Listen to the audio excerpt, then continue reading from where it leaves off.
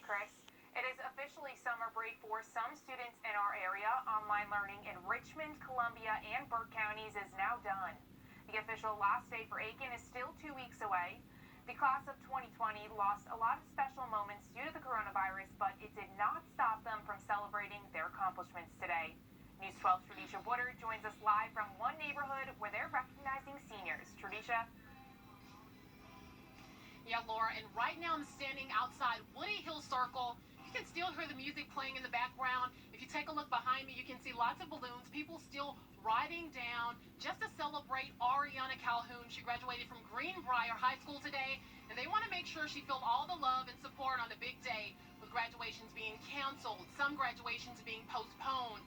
They say it's a very unique moment for many graduates to feel special today. So the Calhoun family decided to have family and friends ride down the street to show love and appreciation from a distance.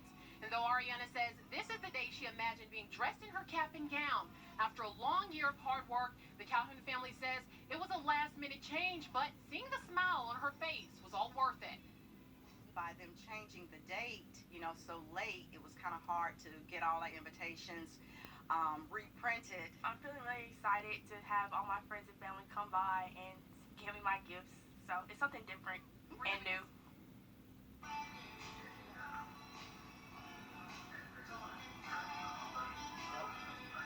And coming up on News 12 at 11 o'clock, hear more from parents as well as graduates on how they're trying to make this graduation a unique one. All right, thanks, Tradisha. A lot of different ways that we're celebrating our graduates this year, but congrats to the whole class of 2020. It is truly a unique year, but exciting to see, all of their accomplishments being honored. All right, moving on. Richmond County school officials say an employee at Richmond Hill has tested positive for coronavirus. They say the worker left the school with coronavirus symptoms on Tuesday, then tested positive yesterday. Keep in mind, all classes have been online, so there were no students in the building. Richmond County school officials say they plan on disinfecting Richmond Hill this weekend. They will also notify workers who may have been in contact with that employee. And taking a look now at our local hospital, confirmed total cases in the state to almost 10,000. They added 6 new deaths today, making 425 total deaths from COVID-19.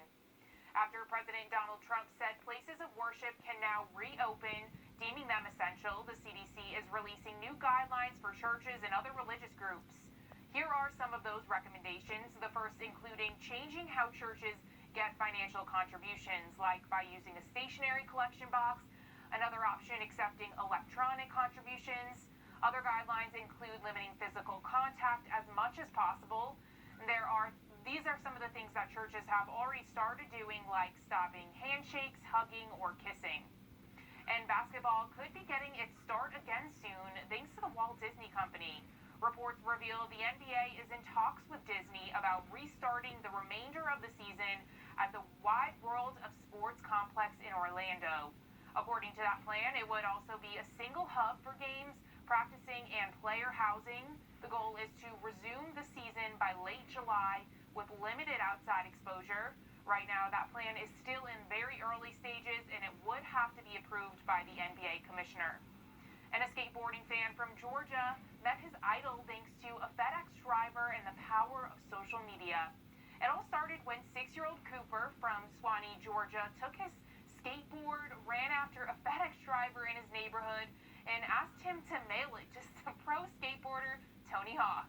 The driver posted about it on social media site TikTok, and it ended up catching Hawk's attention after fans started messaging and posting about it. He posted a video thanking Cooper for the board and also saying he was sending the 6-year-old one of his own skateboards. They also got the chance to meet online. Are you living in a sideways world? That's crazy. We were thinking the same thing about you. You didn't really expect me to send you anything, did you? Yeah. Oh, you did? You Well, did? I stand corrected. That is so cute. And that FedEx driver said he only joined TikTok to keep an eye on his own 12-year-old daughter. He says all of the followers and fans that he got was quite the surprise. Today's high of 93 degrees was the warmest day of 2020 so far. I approve this message. Memorial Day weekend is here. You may have plans or your plans may have been changed because of the pandemic. Because of that, fewer people are expected on the roads, but Sydney Heiberger shows us that can mean more people out on the water. It won't just be things like life jacket violations or excessive drinking. Georgia DNR says they'll be on the lookout for this Memorial Day. They'll have to add a new set of possible violations, things like social distancing.